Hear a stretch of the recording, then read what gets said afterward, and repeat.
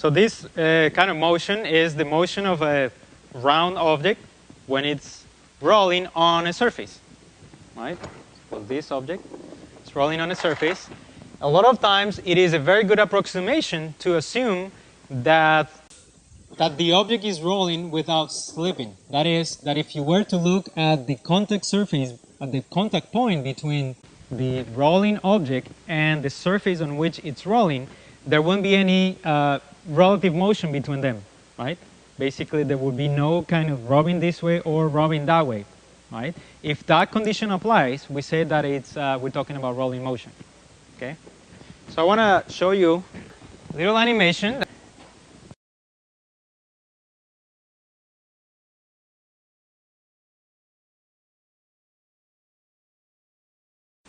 So what I'm showing there is, suppose that you have a spinning object like this one.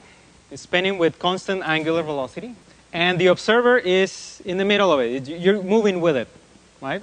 So you're standing somehow at the axis of rotation somehow, and you see things moving around you. So that's the little guy in the middle, and that cross is moving around that guy. But assume also that this cylinder or disc is spinning, and at the same time there is a surface nearby that is moving this way. Okay? So kind of like this. This is spinning, and this surface at the same time is moving. So this is not moving. From your point of view, you're sitting on the cylinder. From your point of view, the cylinder is not moving, but the surface is moving. Okay? So that's the point of view that we're using in this part of the animation. So that X just moves around, and the red dots on the surface that I've painted are moving with some constant velocity. Now, what would be the condition between the velocity of a point on the surface of the disk, the velocity of this point, which is blue because it's part of the disk that is spinning? What would be the condition that this velocity should satisfy with respect to the velocity of the surface that is moving underneath? If I want not to be any rubbing between that surface and this surface, there should be same velocity, right? The vector, the blue vector that is showing the tangential velocity of this point on the cylinder should have the same magnitude and direction as the velocity of the surface moving near underneath, right? If that is the case, if this is spinning at such a rate that the surface moving underneath, when the point on the cylinder passes the bottom, it's moving with the same velocity as is shown there, then we have this, what's called the rolling condition, which is the condition where there is no rubbing between the surfaces. At that point, they have the same velocity, right? Now, in this slide, we're looking at things from the point of view of the person that is actually sitting on the surface. So for the person sitting on the surface is not moving, right? And what is moving now? Well, the cylinder is still spinning, right? Correct? From the point of view of somebody standing on the surface, the cylinder is moving to the right. So that's this red vector velocity that applies to every part of the cylinder. Now, every part of the cylinder is moving that way. But in addition to that translational or linear motion, you also have the rotational motion that every part of the cylinder has with respect to the center of the cylinder, right? So that means that we're talking about relative motion, right? So the velocity of this point with respect to the surface is going to be the velocity of this point with respect to the center of the cylinder, which is that way, right? Because the cylinder is spinning this way, plus the velocity of the cylinder, with the center of the cylinder with respect to the surface, which is this vector. If we say that the condition was satisfied, that the tangential velocity of the cylinder would be the same as the velocity of the surface passing by, then these two vectors are the same. When you add them, you get 0. So for this observer over here, this point in the rolling object has velocity equals 0, right? Which is a good thing, because for this observer the surface is not moving. So for the rolling condition to apply, not to be any rubbing between the two surfaces, this point, when it comes down, it should come with velocity, horizontal velocity 0, right? For this observer, the center of the cylinder is moving with velocity v, And for the same observer, the top of the cylinder is moving with. This is the velocity of this point with respect to the center. And that's the velocity of the center with respect to this guy. So you add those two vectors, and if the rolling condition was satisfied, you conclude that the velocity of the top of the cylinder with respect to this guy is 2 omega r. So this point has, with respect to him, has velocity 0. When it touches ground, it comes with 0 horizontal velocity. This point with respect to ground has velocity v equals omega r because of the rolling condition. And this point has velocity 2 omega r. So different parts of the cylinder have different velocity depending on where they are located in the cylinder, or in the spinning object or rolling object. So this rolling condition that we just discussed, we used it in a similar problem, which was the pulley, a rope around the pulley. You have an object attached to the rope, and it's pulling on this thing, and the pulley is spinning, right? We used that condition. We said that we didn't want any rubbing between the rope and the disc, the pulley. So we said that the velocity of the rope should match the velocity of a point on the surface of the pulley, right? That would also, you can call that a rolling, even though there's nothing rolling there, but it's the same kind of condition, the no rubbing condition. So rolling motion implies that the velocity of the center of the object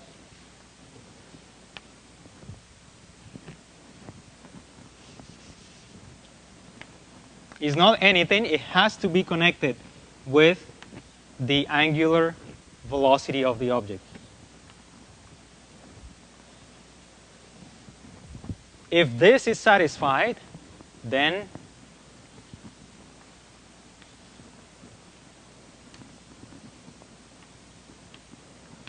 no energy is lost. Friction between the two surfaces is static friction. And as you know, static friction doesn't do any work, because static means there is no displacement. So there is a force, but there is no distance over which the force acts. There's no distance because there's no displacement between the two surfaces. At the point of contact, there is no displacement between them.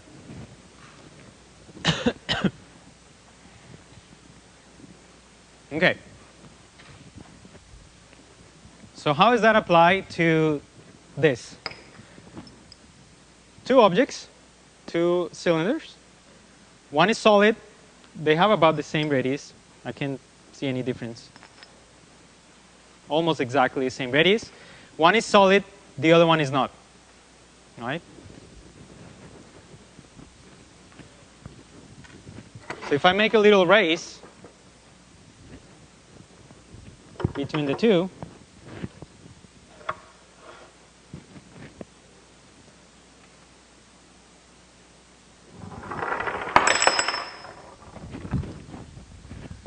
thanks. This one won, right? Did you see? Did you all see it? This one was faster than this one. The solid one was faster than this one. So what explains that? Well, since the objects were rolling, and you can assume that there wasn't any rubbing on the surface, then the rolling condition was satisfied for both of them. The rolling condition was satisfied for both of them. So an easy way to figure out why one is faster than the other one is to look at energy. To look at energy conservation.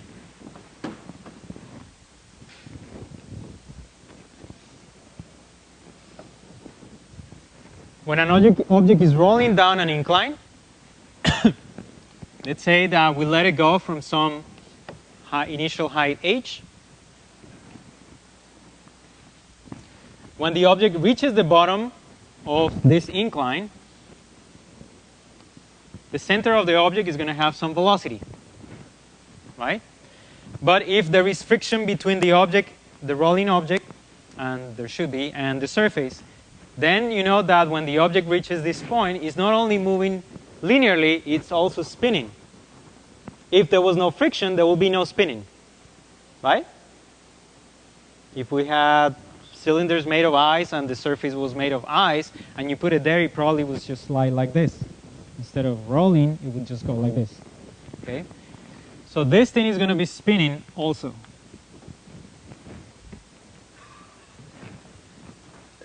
So that means that if energy is conserved, and it will be conserved because, as I said, we're talking about only static friction here, then energy conservation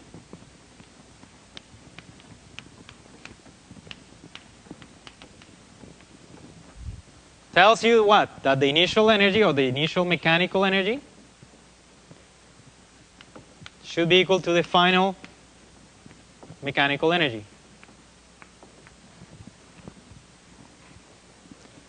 The object started at rest at a height h, so your initial energy is mgh. That should be equal to your final energy.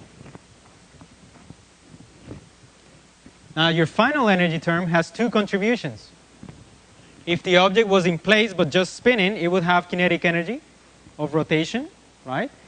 If the object was not spinning, was moving linearly, it would have also kinetic energy. And now if the object is spinning and moving, it has both, right? So the kinetic energy of that object at the bottom of the incline is going to have two terms.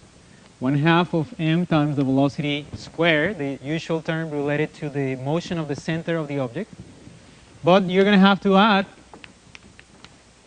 what corresponds to the rotational motion of the object. So now you can tell, this equation is already telling you why there be a difference in the speed at which two different objects reach the bottom of the incline. What would be the difference? Where would the difference show up in this equation? The objects possibly could have different moments of inertia. That would make this, the amount of energy, the initial energy that goes into this or goes into that, it would change it, right? We know that for rolling motion, the velocity, this velocity is connected to this angular velocity. So if that object has a radius r and a moment of inertia I, then we can replace v equals omega r, for example, or we could replace, right, omega in terms of v over r. So this equation then turns into mgh equals 1/2 of mv squared plus 1/2 of the moment of inertia times omega squared, but omega squared is v over r squared.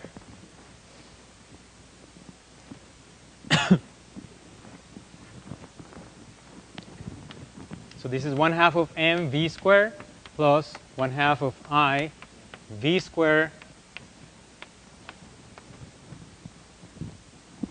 Correct?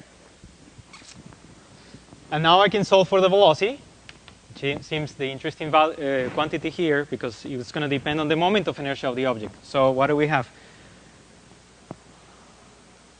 So factor, let's just do it step by step. So v squared factor of, let's put the 1/2 here, factor of m plus I over r squared should be equal to mgh.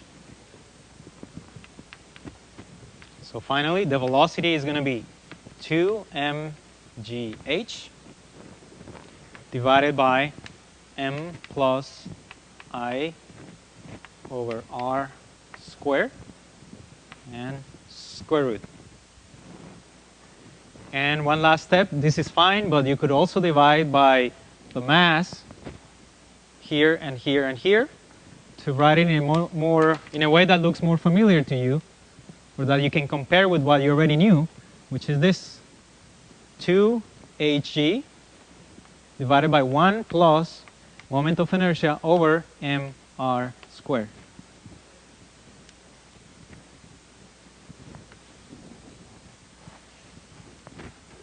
Why do I say this is written in a more familiar way?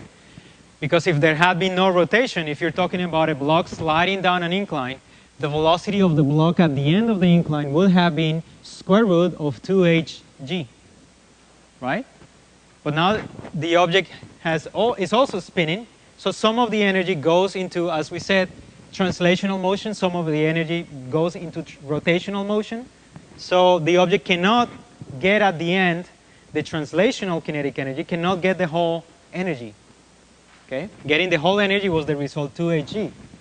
Right? Since it cannot get the whole energy, it gets part of it.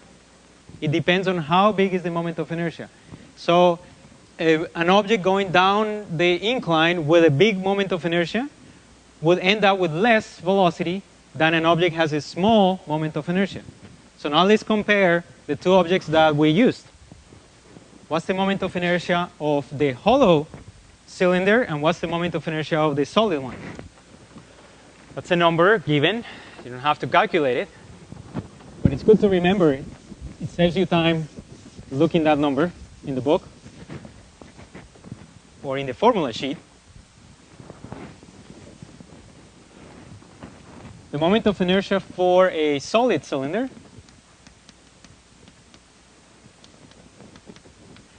is the same as the moment of inertia of a disk, which is 1/2 of the mass of the object times the radius squared. Cylinder or disk. A disk is obviously a short cylinder. I get this question in every exam when there is a question about a cylinder and the formula sheet says moment of inertia of a disk. I get that question.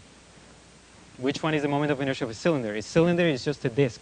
Then you tend to think of a cylinder as a little longer than a disk, but the geometric shape is exactly the same. And the moment of inertia of a hollow cylinder is the same as the moment of inertia of a hoop, right? Where all the mass or most of the mass is on the periphery of the object, like here. The thickness is small, so that gives you the whole mr squared. All the mass located at a distance r from the center. So because the hollow cylinder has a bigger moment of inertia, these masses don't have to be the same, right? Notice that in this expression, there's no mass here, there's no mass here. There's mass here, but the moment of inertia is always the mass, some constant times the mass times the radius squared. So the mass actually ends up canceling here and here.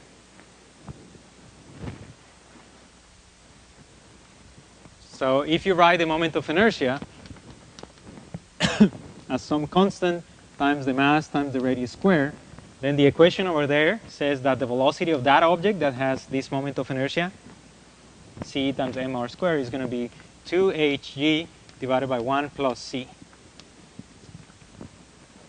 And the one with the biggest c, in this case 1, compared to 0.5, would have this lower velocity at the bottom. The one with the smallest moment of inertia, smallest c, will have the bigger velocity at the bottom.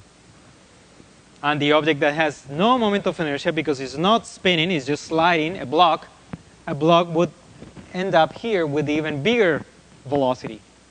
Because for that block that is not spinning, that doesn't apply there, and you get the maximum velocity.